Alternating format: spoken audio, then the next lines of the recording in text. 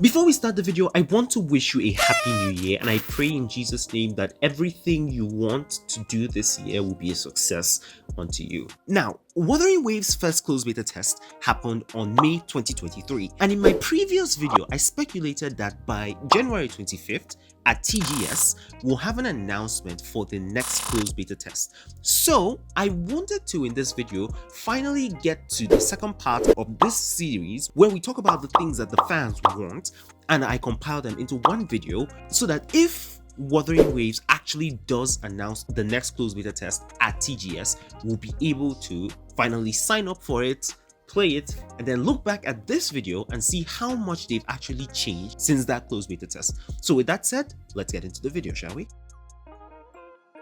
Admittedly, when I was going to make this video, I wasn't thinking that I was going to talk about the Gacha first. I was expecting to talk about Endgame first. But then I went over to the official Reddit to look at the feedback for closed beta test 1, and oh my god!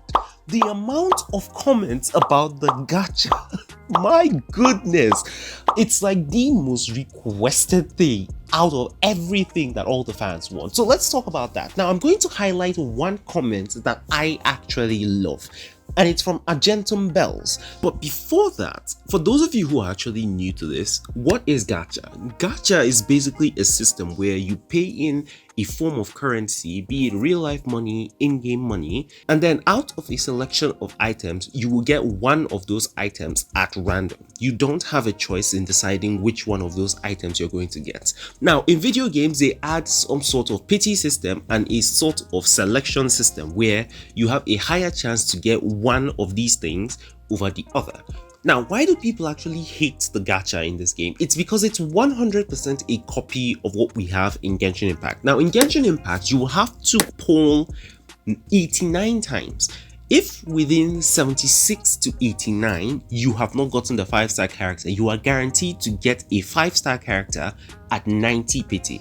Now, if the 5-star character that you get is not the rate up character, that's not the character that you want to get, you can do another 90 polls, and within those 90 polls, you are now guaranteed to get that character that you want. So in total, you can waste a maximum of 180 polls to get one character that you actually want, which a lot of people hate, and I understand why.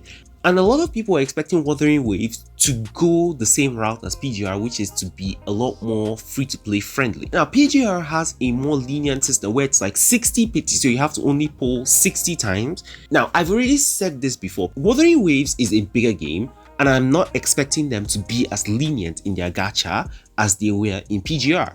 Now, someone can make an argument that PGR is not monetarily successful because they don't market their game as much. There's a valid argument there, but at the same time, if it's possible to farm all the currency that you need to guarantee yourself the next 5-star character or the next 6-star character within like 2 to 3 patches, or even one patch if you're actually very, very good at it, there's really no need for you to spend money in the game. And gacha games are designed to pull out as much money from you as they possibly can.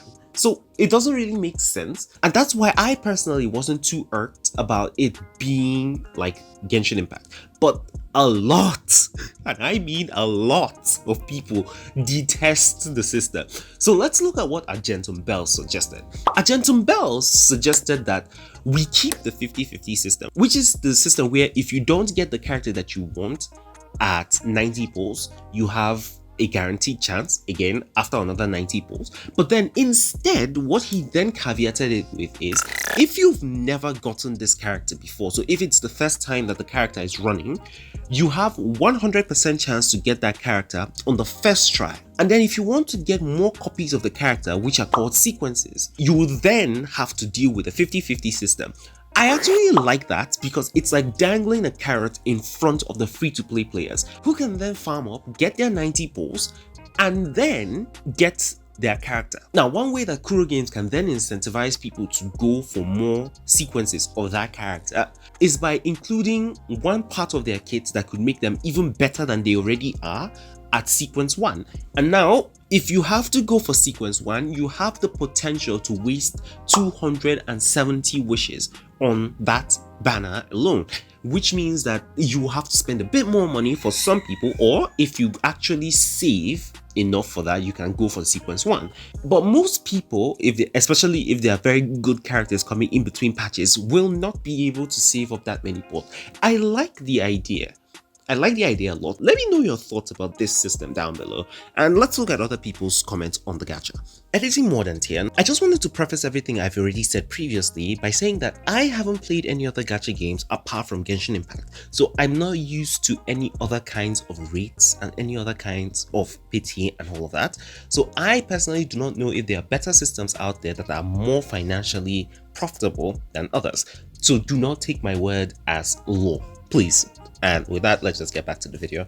One comment that caught my eye was Mentario's comment about the gacha. Now, he wants the gacha, the weapon gacha in particular, to be replaced.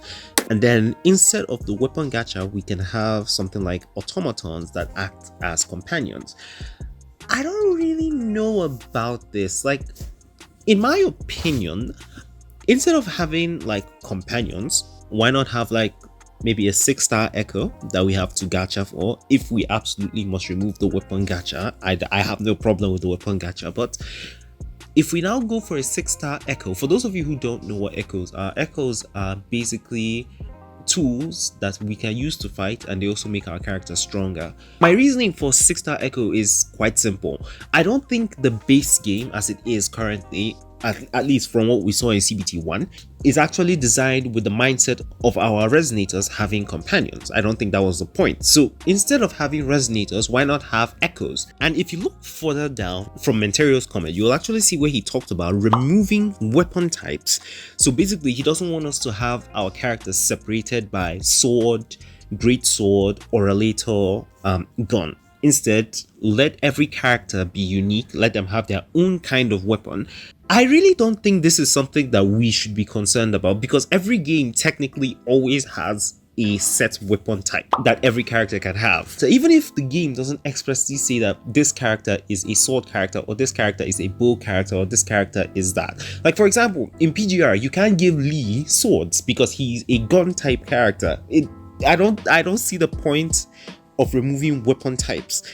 And I think this is his reasoning behind saying, instead of having a weapon gacha, let's actually have something else to replace that.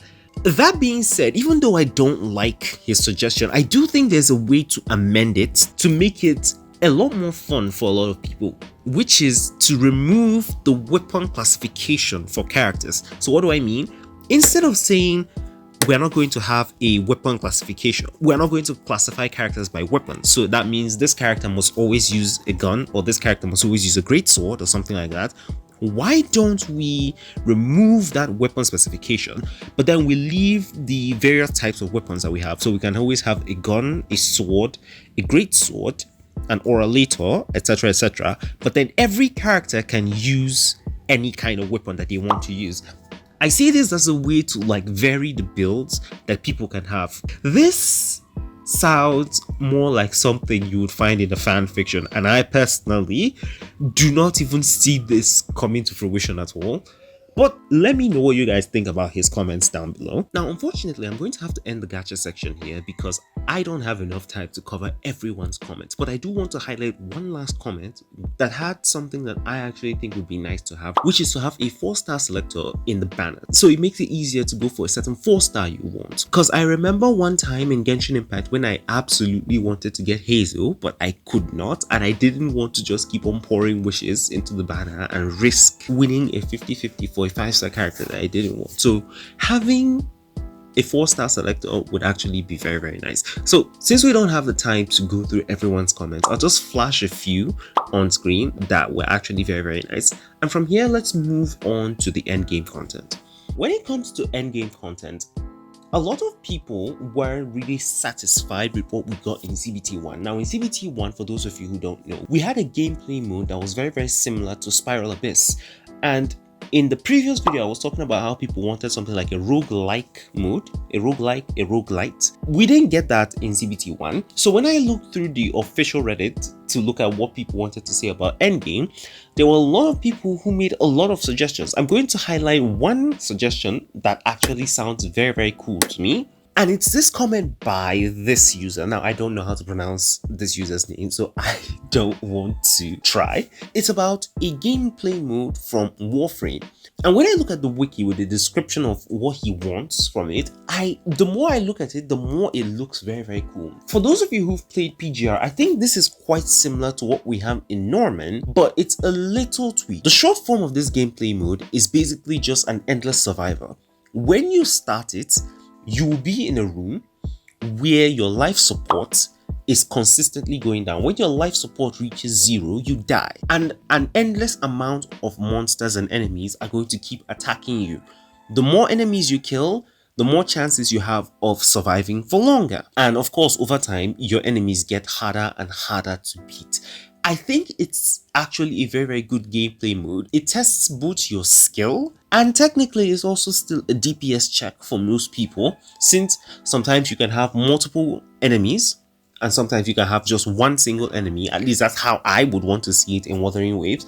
So I think this is actually a very, very good gameplay mode to have. And another comment actually suggested that we have a gameplay mode similar to Norman. Now, for those of you who don't know what Norman is basically a stage by stage kind of event where you keep on going from room to room, killing enemies, and enemies keep getting harder and harder and harder to beat with varying conditions. So you can have a condition where your health is draining consistently. You can have a mode where your enemy has a lot of resistance to a certain kind of attack or a certain kind of character or a certain kind of weapon, etc, etc. These are very, very good end game modes that I think we should actually consider in Wuthering Waves CBT 2. Will they implement this? That remains to be seen. Now I'll flash one more about Endgame here, and let's move from here and now talk about the open world, shall we? Now, when it comes to the open world, one comment I saw, not too frequently, but I did think it was quite interesting, was a comment about the interaction with characters in the world. They were talking about how it's weird how some objects that you would think would be affected by the characters, like boxes,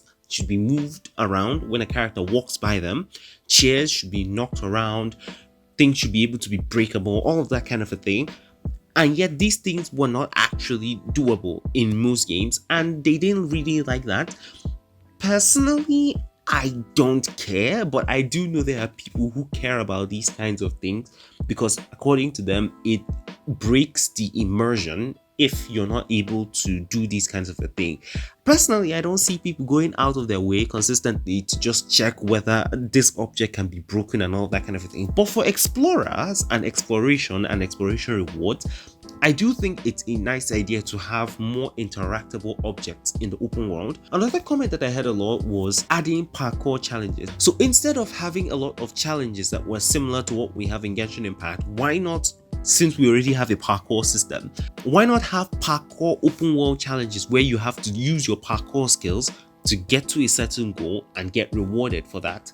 I actually very much like this comment. And then there was one other comment that I saw that I actually think was very, very cool, which is to implement parkour with some monsters in the open world, like bosses.